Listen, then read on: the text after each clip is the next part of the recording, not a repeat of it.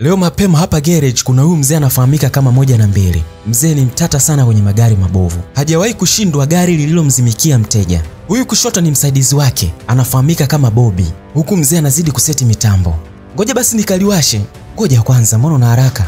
Jamaa alikuwa na haraka kutaka kwenda kuwasha gari. Baada ya mzee kupiga spana nyingi, akamtuma Bobby akawashe gari. Jamaa akafika na kufungua mlango na kuingia ndani. Haya, 1, 2, 3 washa. Bobby akatekenya chuma na gari likawaka. Mzee wa 1 na 2. Sasa Bobby akatoka kwenye gari huku anazidi kumpa maua makubwa sana mzee wa 1 na 2. Huyu mzee anafahamika kama 1 na 2 na 3 kwa sababu akitaka kuwasha gari huwa anahesabu hivyo. Basi jamaa akazidi kumwaga maua mengi sana. Wezi amini yani. Ila mzee yupo kimya, maana si kwa uchawa huu. Basi uchawa ukapigwa mwingi sana. Katika mapongezi akatokea na huyu mfanyakazi mwingine. Huyu na yeye anafahamika kama Bobo, ila mawenge ni mengi sana. Inatosha basi. Natumaini nyinyi wote mlikuwa mnaniangalia nini nafanya hapa, si ndio?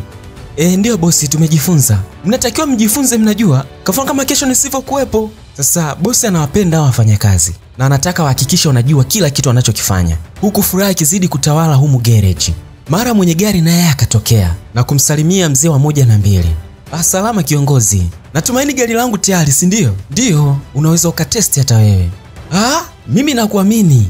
Sasa jamaa akapewa ufunguo na kuchukua gari lake. Mzee anafurahi sana, maana anapendwa sana na wateja wake. Basi mchizi akanachukua gari na kuanza kutoka humu garage, huku akiwapigia honi na kuwaaga hawa mafundi. Ni mikono tu ndio inaopungwa hapa. Sasa wakati mzee anaendelea na yake, akasikia sauti ya kike inamuita. Kugeuka nyuma akamuona ni mtoto wake wa kike. Huyu binti anaitwa Naira. Hapa ana furaha sana baada ya kutoka kwenye sherehe ya kumaliza chuo ambapo alikuwa anasomea mambo ya accountants. Basi mzee ni fulu kumpongeza mtoto wake. Kwa hiyo mimi sasa hivi ni baba wa mwanafunzi aliyomaliza chuo. Baba amejaa na furaha sana. Akaanza kucheza eneo hili. Pia akaanza kuwaita watu wote humu ndani na waje wampongeze mwanae. Mafundi na wenyewe hawakuwa mbali, wakatinga kwenye hii shughuli. Huyu Naira anampenda sana baba yake. Hata baada ya kutoka chuoni, aliamua kumfuata babake garage na kutokwenda nyumbani. Ila hapa mzee anajisifia tu kuwa eti amekuza. Huku nyumbani baba na mwana wapo wanapata chakula. Ila Naira anataka kuchukua samaki wa baba yake. Usiofue, chukua tu mwanangu. Hata hivyo nachukua kidogo, simchukui mkubwa, wewe unaona. Lakini usijali mwanangu, mimi sina shida kuhusiana na hilo. Mzee anamjali sana binti yake. Na inaonesha huyu Naira hana mama. Alafu nimekumbuka. Mbona ukuniambia kuwa kama unakuja? Baba, mimi nilitaka kukusurprise. Au upendi surprise yangu? Hapana, ila nafurahi tu umerudi nyumbani. Kingine masuala ya ada yatakuwa yamepungua tena kwangu. Baba, wewe usiwazi kuhusiana na hilo. Hata hivyo naweza nikawa msaidizi pale garage na tunaweza tukatengeneza hela nyingi tu. Hiyo ni kweli, lakini unajua mimi sikukupeleka shule kwa sababu uje ufanye kazi za garage. Mimi nimekupeleka shule ili usome sana, uje kuwa na matokeo mazuri na upate kazi kubwa ambayo ni nzuri. Sawa baba, hamna shida. Hata hivyo accountant na masuala ya garage mimi sidhani kama kuna utofauti. Naweza nikafanya tu vyote kwa pamoja. Sasa haya maongezi, baba yake na Naira anataka mtoto wake afanye kazi ya kitu alichokisomea na asiweze kuja huku garage kufanya hizo kazi anazofanya baba yake. Lakini Naira anataka kuja garage na anataka kuwa anamsaidia baba yake. Mzee anakuwa hana namna, maana anataka mtoto wake awe na furaha siku zote. Na inaonesha Naira anaishi na baba tu, hana mama. Kesho kama kawaida, mzee yupo kwenye kitengo. Kila spana inaopigwa, gari haliwaki. Mzee anajaribu tena kuweka mambo sawa. Haya, 1, 2, 3, bado ngoma inagoma kuwaka. Bobby na Bobo hawaelewi kitu hapa. Huku mzee maji yamezidi unga, hajui anzie wapi. Ila na huyu mteja, mbona alisema hili gari halina shida? Shangaa na wewe, na gari ndo hili. Kwani wewe kwa kufikiria unadhani tatizo linaweza likawa ni lipi? Nadhani inaweza kawa shida ni mfumo wa umeme, maana kila kitu kipo sawa. Bobby macho anamtoka, haelewi kitu hapa. Hata mimi nadhani huenda ikawa ndo hivyo, kwa sababu kila kitu kipo sawa. Sasa inabidi tumtafute mtu wa umeme aje turekebishie hili gari. Naira anatikisa tu kichwa. Na nyinyi wawili vipi, mna mchango gani hapa? Alichosema Naira ndo nilichokuwa nacho. Embo kaa kimya na uache ujinga. Nilitaka kusema hivyo lakini kaa kimya. Unajua nini bosi? Hapa kama alivyosema, hebu unaweza ukakaa kimya tu. Mzee anakasirika sana. Anaona vijana wanashindwa kumpa mawazo. Wote wanajidai walichotaka kukiongea kimeshasemwa na Naira. Samahani mzee, ni mambo tu ya kujifunza. Kaa kimya. Hebu tazama hata viatu unavyovaa. Unavaa tu kiajabu. Jamaa kabidi angalie viatu vyake. Viatu hata vieleweki, vimeachia kishenzi. Sasa mnasubiri nini? Hebu nendeni kanitieni fundi wa umeme. Huku Bobo anachanganyikiwa tu. Hebu nenda bwana. Umbavu. Unavyotumwa unakuwa kama ujielewi. Shenzi kabisa. Jamaa anazuga mbele ya Naira aonekane na yeye kama ni mkubwa.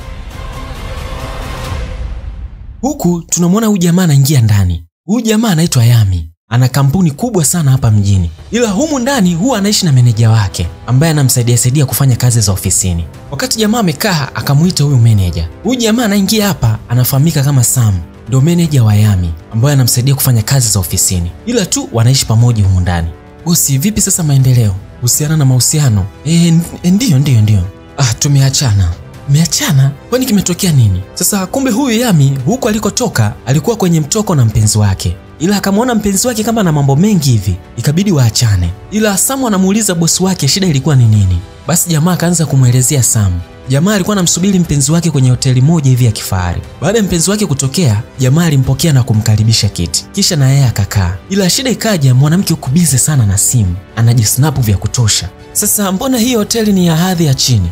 Hadhi ya chini? Una maana gani? Unajua mimi ni mzuri. Nataka kuolewa na mwanaume ambaye siku ya kwanza tu nikikutana naye basi anijali na kunipatia kila kitu ninachotaka.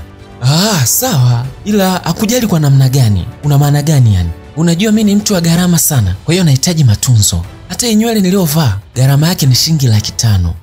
Inafurahisha. Lakini sasa kwa nini unavaa vitu vya gharama kiasi hicho? Sasa huyu Yami hakupendezwa na huyu msichana, maana amekuwa ni mtu wa gharama sana. Inafikia hatua anataka kununua hata nywele za milioni 2. Kwa hiyo Yami akaona hawezi kuishi na huyu mdada, akaamua achane naye. Na hapa jamaa alikuwa anamhadisia Sam ambaye ni mfanyakazi wake kwenye kampuni yake. Huku kwa kina Naira, tunamwona Naira anaenda kufungua mlango. Maana kwenye mlango mgeni aligonga sana huu mlango. Naira kufungua hivi, akabaki na butwaa lenye furaha baada ya kumuona huyu jamaa. Huyu jamaa anaitwa Ogei. Ni mtu wa karibu sana wa Naira. Yaani wamekuwa wote, wamesoma pamoja, ila tu chuo ndo kimewatenganisha. Sasa hapa mchizi kaja kumtembelea Naira. Maana ni siku nyingi sana zimepita hawajaonana. Vipi maendeleo lakini? Sio mazuri sana. Kwa nini unasema hivyo? Kwa bahati mbaya nimepoteza kazi yangu. Hii jamani, pole sana. Basi Naira akamkombatia mchizi huku akimfariji. Jamaa akapoa kama mtungi, maana si kwa kufarijiwa hivyo. Huyu Ogei na Naira ni watu ambao wamezoeana sana. Inafikia hatua wanashirikishana mpaka shida zinazowakabili kwenye haya maisha. Umechelewa. Samani baba, nilikuwa na kazi nyumbani. Hapana, ni samani njia moja ya kufanya ufeli. Sasa humu garage mzee alikuwa anamfokia mtoto wake kwa kuchelewa, lakini Naira akamhakikishia babake kuwa hichi kitu hakitajirudia. Basi mapambano ya kazi yakawa yanaendelea, huku mzee akiendelea kurekebisha gari. Wakati taratibu za urekebishaji zinaendelea, mzee akashikwa na maumivu kwenye mgongo na akadondoka chini. Inaonekana mzee alishikwa na ugonjwa wa ghafla. Basi raia wakakimbia eneo hili ili wajaribu kumsaidia. Mtoto wake Naira anafika na mkuta babake upo chini. Basi wakaanza kufanya taratibu za kumwaisha mzee wao hospitalini. Siku chache baadaye mzee alibahatika kupona, lakini Naira akawa anamwambia mzee wake kuwa mzee hatakiwi kujihusisha na garage mpaka afya yake itakapoimarika. Lakini mzee anadai kuwa yupo sawa, maana hii hali huwa inamtokea alafu baadaye anaendelea na majukumu yake. Ila Naira anamkatalia na anamwambia kuwa daktari amesema kwa muda huu mzee anatakiwa pumzike sana. Muda wa chakula, Naira alikuwa anamwandalia chakula baba yake. Basi Naira akamfuata na kumwambia mzee wake chakula tayari. Asante, nitakula nikirudi. Unaenda wapi? Anaenda garage. Garage gani? Kwa hali hii unaenda garage? Kuna dalali anauza gari. Wewe naweza nikapata pesa mara 2. Baba, huwezi kwenda sehemu yote. Yaani huwezi kwenda. Mzee akachoka. Naira, mimi nipo sawa. Baba, haupo sawa. Unatakiwa ukae nyumbani. Sasa Naira akazidi kumzuia babake na akakataa kabisa babake kwenda garage. Huku akimwambia babake kuwa kazi zote za garage atazisimamia yeye. Mzee ikabidi apoe tu, akakubali kukaa nyumbani ili aweze kupata chakula na kupumzisha mwili. Huko garage Naira akawa ametulia zake akisimamia mafundi. Mara kuna chuma inaingia humu ndani ikihitaji na yenyewe kufanyiwa service. Ikabidi Naira aende kuipokea. Sasa kwenye gari anayeshuka alikuwa ni Yami. Jamaa kashuka na kumfuata Naira. Karibu bosi, kuna shida gani nikusaidie? Nahisi kuna kitu hakipo sawa kwenye engine. Basi sawa, fungua bonnet. Jamaa kaenda kufungua bonnet ya gari. Ila Yami kama anaonyesha dharau hivi, haamini huyu Naira kama anaweza kutengeneza hili gari. Basi Naira akafungua bonnet na kuanza kuangalia kama engine ipo sawa. Ila Yami kama muamini hivi, basi Naira kanaendelea kulitengeneza hili gari huku akiwa na msaidizi wake Bobby. Basi jamaa anawachora sana. Baada ya hapo, Naira alimaliza kulitengeneza hili gari na akamwambia jamaa awashe aone kama hiyo shida bado ipo. Baada ya Yami kuwasha, gari likawa liko sawa. Naona lile tatizo litakuwa limeisha, maana sioni kitu chochote hapa. Naira anatikisa tu kichwa. Kwa hiyo ndo inakuwa ni shingapi hapo? Kabla ya Naira kutaja bei, jamaa akawa anamhesabia vibunda, kisha akamkabidhi Naira. Hapana, hii hela mbona imezidi? Haina shida, ni kwa sababu ya kazi. Wewe chukua tu. Basi Naira akachukua ile pesa, akahesabu pesa anayomdai jamaa, afu ile zidi akamrudishia. Hapana, wewe chukua tu, haina shida. Haya, asante. Basi Naira akamshukuru, afu akataka kuondoka. Ila kama hautokasirika, naomba namba yako. Nimekasirika na sitaki. Unajua ni kwa sababu ya nanilia, ni nimesema sitaki. Au ni kwa sababu umenipa hela? Unaweza kuchukua tu. Hapana. Jamaa aliforce kupata namba, lakini ndo hivyo Naira akakataa. Ikabidi aondoke eneo hili. Sasa sijajua kwa nini jamaa anataka namba. Huku nyumbani, Sam anampa taarifa bosi wake zinazohusiana na ofisi, lakini jamaa yupo mbali sana. Inaonekana Yami bado anamkumbuka Naira. Ila huku kwa kina Naira yupo na baba yake pamoja na Ogei. Ogei anafahamika sana kwa kina Naira na ana ukaribu mkubwa sana na Naira. Huenda hata baadaye wakawa na mahusiano makubwa ya kimapenzi. Maana hapa Ogei kaja kumuona babake na Naira. Sasa palipokucha, Yami kama kawaida yake akawa ametinga garage. Naira anageuka na muona mchizi kafika. Ikabidi anyanyuke na kwenda kumsikiliza. Huku Yami na yeye anashuka kwenye gari. Gari lina shida au? Hapana, nimekuja hapa tu kwa ajili ya kuongea na wewe. Embo angalia haya mazingira. Hii ni sehemu ya kutengenezea magari na sio sehemu ya kuongea. Sawa, nimekuelewa, lakini naomba nikwambie kitu kimoja.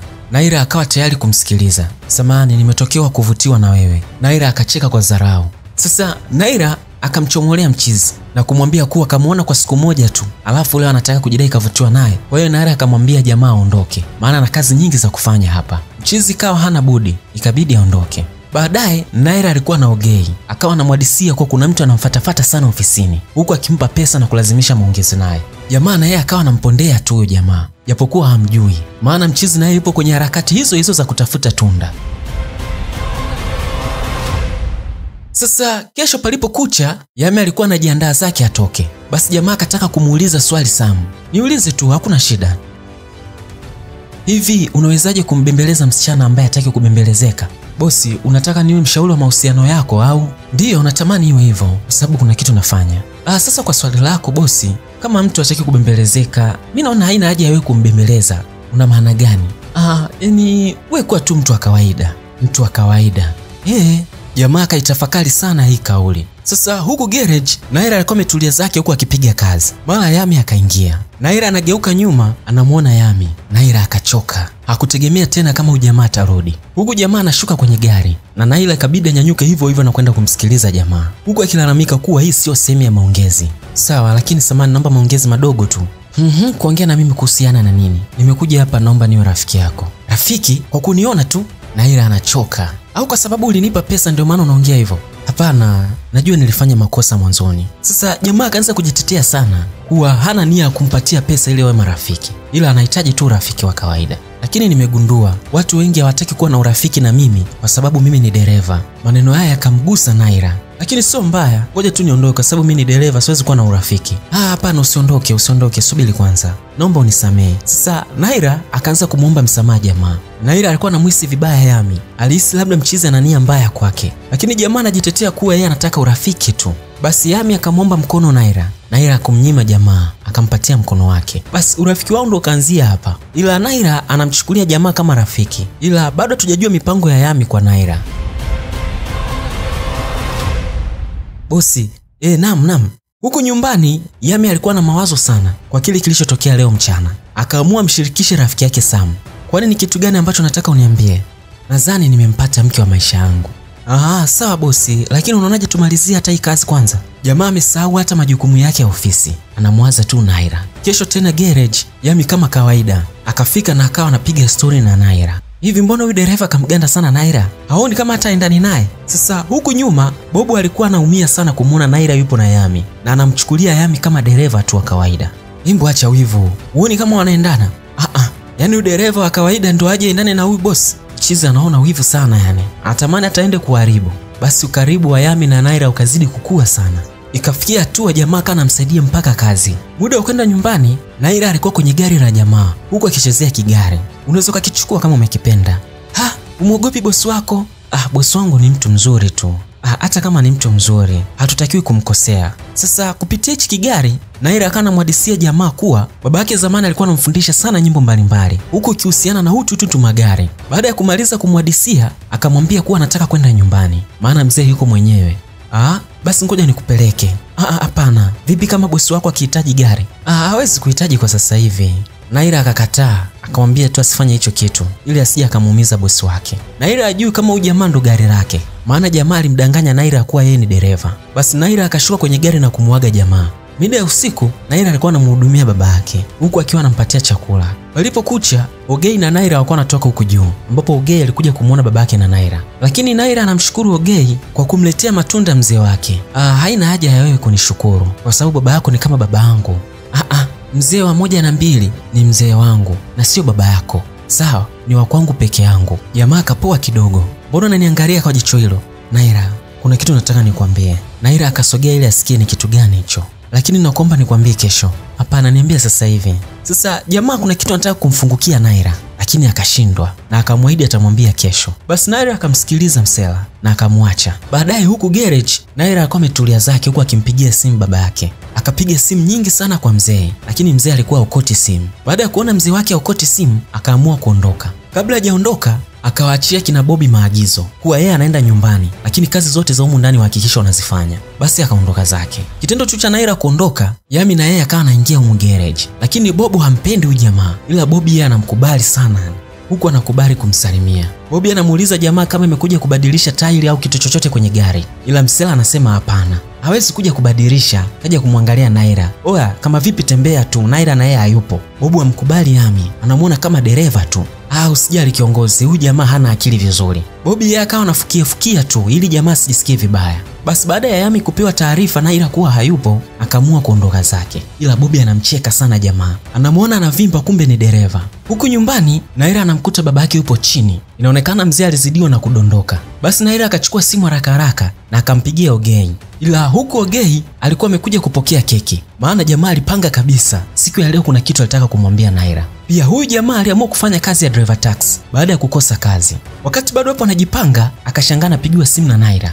Naira akamtaka aende nyumbani haraka sana, maana mzee wake kazidiwa. Lakini huku baadaye Yami alirudi tena garage ili aweze kuonana na Naira. Lakini kwa bahati mbaya akaambiwa bado Naira hajaja, maana mzee wake kazidiwa. Basi jamaa akajaribu kuomba namba ya simu. Bobby akawa anampatia namba ya simu. Basi Bobo akaona wivu, akanyanyuka na kukataa. Eti inakuaje wanatoa namba kwa mtu mgeni? Jamaa akazidi kujitetea, lakini Bobo akagoma. Msela akaona sio shida, akarudi kwenye gari na kuchukua kibunda, alafu akafika na kumpatia Bobo. Bobo akajikuta anafunga tu mdomo. Basi Bobby akaanza kumtajia namba ya Naira Yami, maana kiwingu cha Bobo kilikuwa kimeshatoka. Baada ya hapo jamaa akamshukuru sana Bobby. Basi jamaa akaanza kumpigia simu sana, lakini Naira akawa hapokei. Jamaa akaona sio shida, akawaambia washikaji kuwa kuna zawadi kamletea Naira. Kisha akachukua kigari na kumpatia Bobo. Bobo akaanza kumcheka sana. Eti wanaume wengine wanaonga magari ila yeye anaonga midori. Ila Bobby akakichukua kile kigari na akamwambia kuwa jamaa atamfikishia Naira. Basi jamaa akawashukuru tu na kuondoka zake. Ila alikuwa anamkata sana jicho Bobo. Anammendea tu aje ajaye kwenye 18. Usiku jamaa anapiga simu nyingi kwa Naira, lakini Naira haokoti simu. Ila huku Naira anashtuka amelala miguuni mwa Ogei. Basi akanyanyuka na kumwamsha jamaa. Basi Naira akamwambia jamaa kuwa anajisi kachoka na hawezi kuendelea kulala hapa. Sasa Naira akamuonesha Ogei chumba cha kulala. Kisha naye akamwambia kuwa anaenda kulala chumbani mwake. Lakini jamaa akakataa, akamwambia kama ingependeza wangelala hapa. Ila Naira anasema amechoka na anataka kwenda kupumzika kwenye kitanda. Basi akanyanyuka na kuondoka. Mchizi akawa mgumu, akajidai yeye analala kwenye kochi. Kesho huku garage, Yami kama kawaida amefika kwa ajili ya kumtafuta Naira. Ila cha ajabu leo garage hakuna mtu hata mmoja. Akaamua arudi zake nyumbani. Huku nyumbani, jamaa anakutana na meneja wake. Kisha meneja anamwambia kuwa kuna kikao na ana muda mchache wa kujiandaa, maana ndege inaondoka saa 10 jioni. Basi jamaa akaingia chumbani mwake na kujiandaa. Basi akatoka na kumsubiria dereva. Ila huku Gei bado anazidisha ukarimu kwa Naira, anampelekea mpaka chakula hospitalini, huku akizidi kumfariji kuwa mzee atakuwa sawa. Kesho palipokucha, Bobby na Bobo walikuwa wameenda kumtembelea Naira. Katika story wakawa wanamuulizia afya ya baba. Ila Naira akawaelezea kuwa baba yake anaendelea vizuri na wameshatoka hospitalini. Basi jamaa akamwambia kuwa Yami alikuwa anamtafuta sana, hii akamwachia zawadi ya gari. Basi Bobby akawa anachukua kile kigari na kumpatia Naira. Naira akafurahi, pia akawauliza kama walikuwa na namba zake. Lakini Bobby akamwambia kuwa walimpatia namba yake. Usiku, Naira alikuwa anachezea kile kigari kwenye mwili wa baba yake. Akacheza sana usiku huu. Maana baba yake alikuwa anamfundisha wimbo na kumnunuliaga hutu tu magari. Kesho mapema Naira akawa anaelekea ofisini. Kwa nyuma huku Yami akawa anatokea na gari. Akapiga honi nyingi baada ya kumuona. Naira aliposimama akashangaa kuona gari.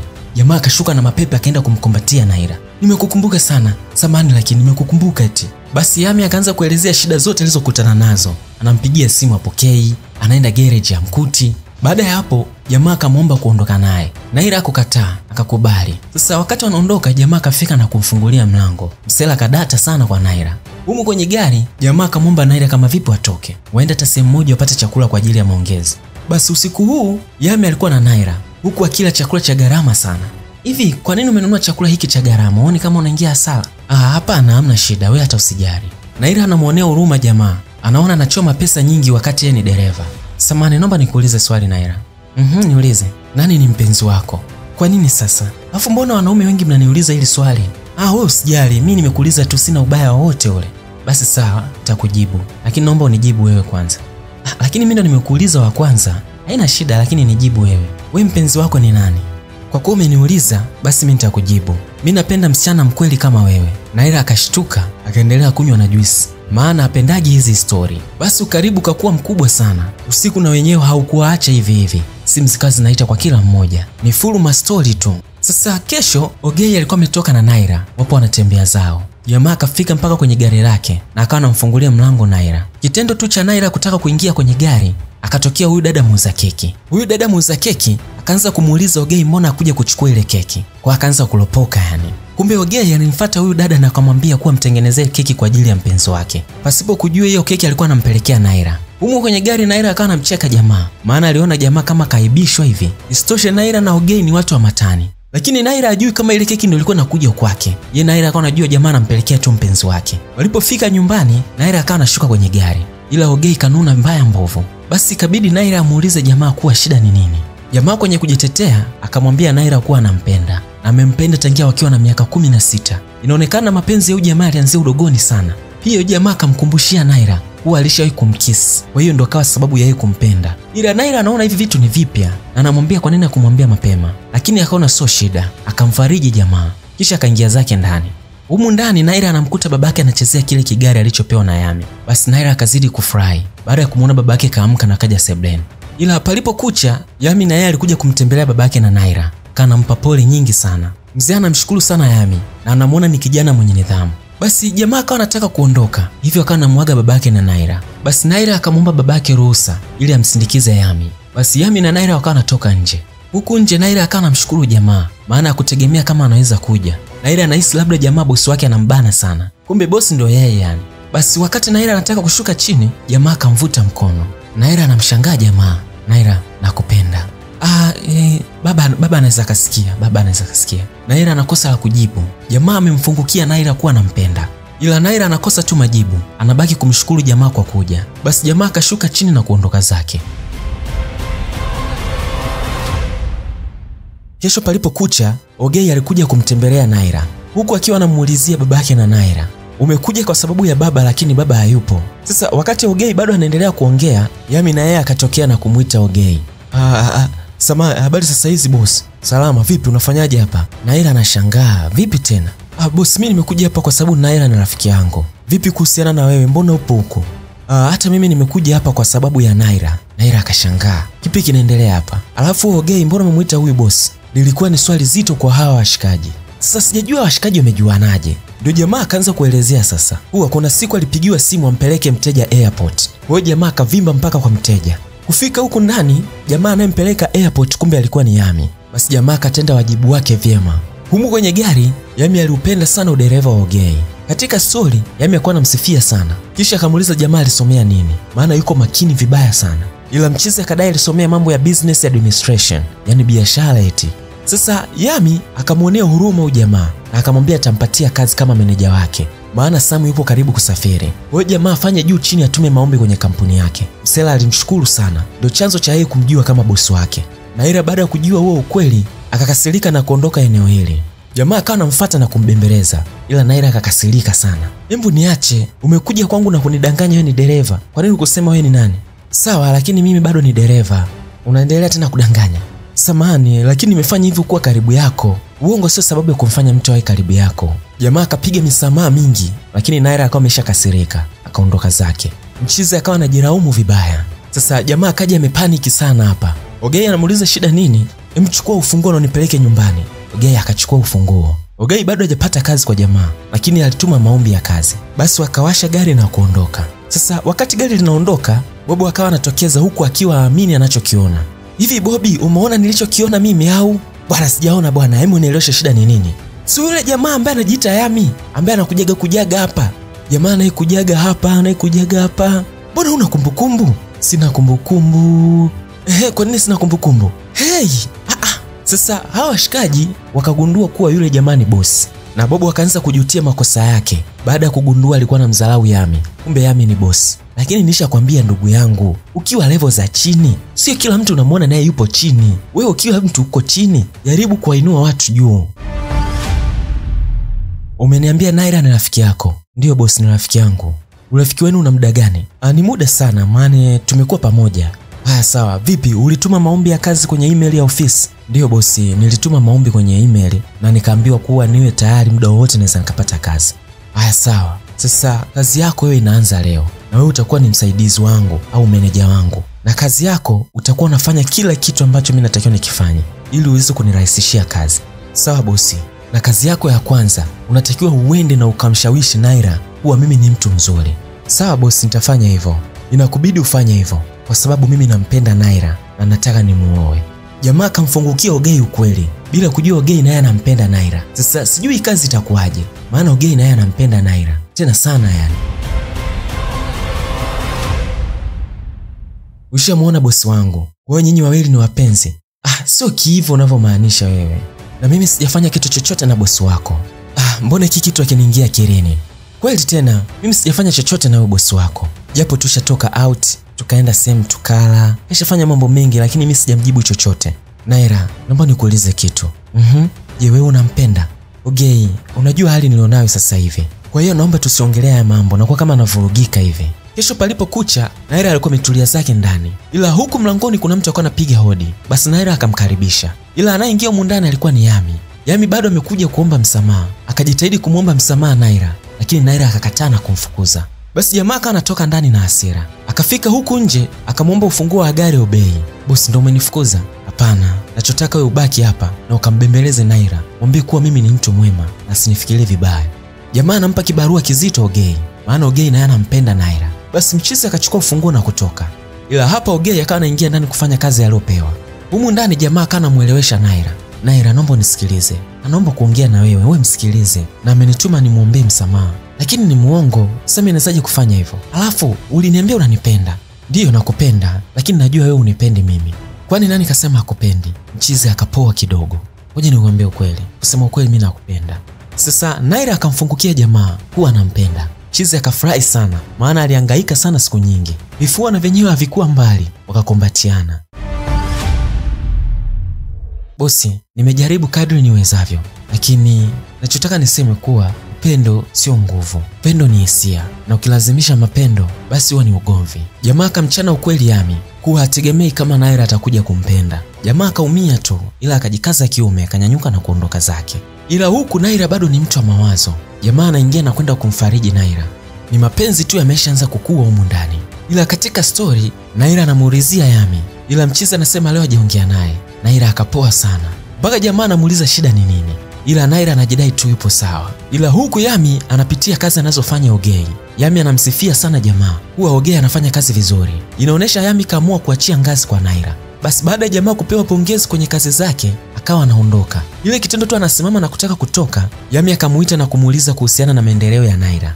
Ila mchizi akadai kuwa Naira yuko sawa, na jamaa akasema kuwa alitaka kujua tu hivyo. Kisha akamruhusu jamaa aondoke. Ila hapa Yami bado ana mawazo, huku akizidi kuchezea kile kigari alichokuwa anachezea Naira. Hii ndio inaitwa mapenzi si pesa, ila upendo hujifichi yani. Huku tena kwa Naira, yupo anashuka ngazi huku akichezea kile kigari alichopewa na Yami. Ogei anafika na kumuita Naira, ila Naira hamsikii. Ogei akamuita kwa nguvu mpaka Naira akashtuka.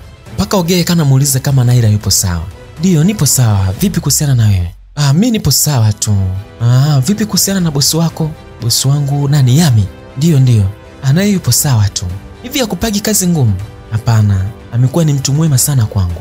Basi baada ya jamaa kujibu hivyo, akanachukua mikono ya Naira na kutaka kumkisi. Ila Naira akaogopa. Sasa jamaa akaanza kukasirika. Kwa nini Naira hataki kupokea busu? Ila Naira analalamika kuwa kumpenda anampenda sana. Ila sasa waliishi kama kaka na dada. Kwa hiyo anashindwa kumchukulia kama mpenzi, ila yeye anampenda kama kaka yake. Jamaa akakasirika sana. Ila Naira naye akamwambia kuwa mapenzi hayalazimishwi, wala mapenzi sio vita. Na anaomba wasiwe na ugomvi tu.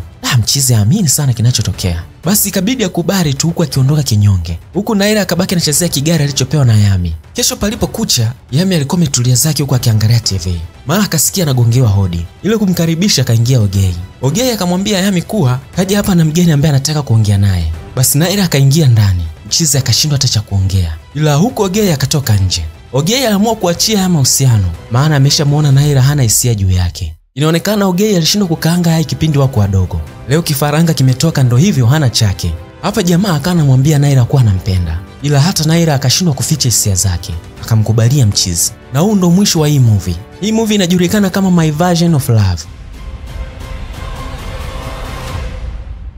Mimi ni Gio Boy na hii ni Real One. Itakuwa poa sana kama ukisubscribe na kutani on notification bell ili tuweze kukutana kwenye movie nyingine tena.